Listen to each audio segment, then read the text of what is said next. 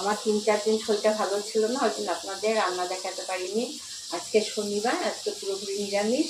আজকে রান্না হচ্ছে লাউ শুক্তো, পটলের দিয়ে রসা, এই আর বেগুন পোস্ত দিয়ে, এই পোস্ত বাটা আছে, আর আলু পটলের এই সবজি এই বাটা আছে মশলা।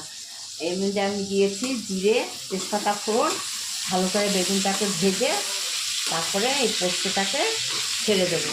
ছেড়ে দিয়ে একটু নাড়াচাড়া করে নামিয়ে দেবো। এই পোস্তের মধ্যে সব কিছু দেওয়া আছে, কাঁচা লঙ্কা, টমেটো, হ্যাঁ, এসব দিয়ে পেস্ট করেছি। বেগুনটা ভাজা হয়ে গেছে, এবার আমি পোস্তটাকে ছেড়ে দেবো, একটু ভালো করে নাড়াচাড়া করে নামিয়ে দেবো।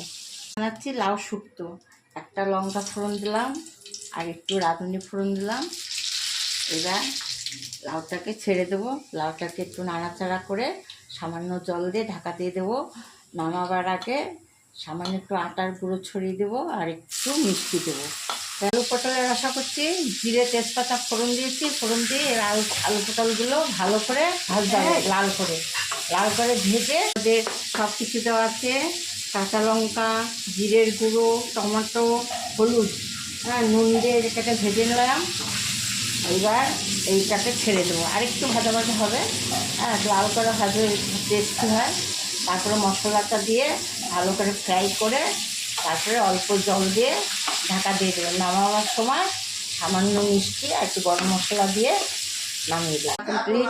ডাল হয়েছে, পোস্ত, বেগুন পোস্ত, শুক্তো, লাউ শুক্তো, আলু পটলের রসা। আমি সমস্ত রান্না সাদা তেলে করি আর কাঁচা লঙ্কাতে করি, এতে পেটে কোনো গন্ডগোল হয় না। আপনারা এইভাবে করে খাবেন, দেখবেন সুস্থ থাকবেন।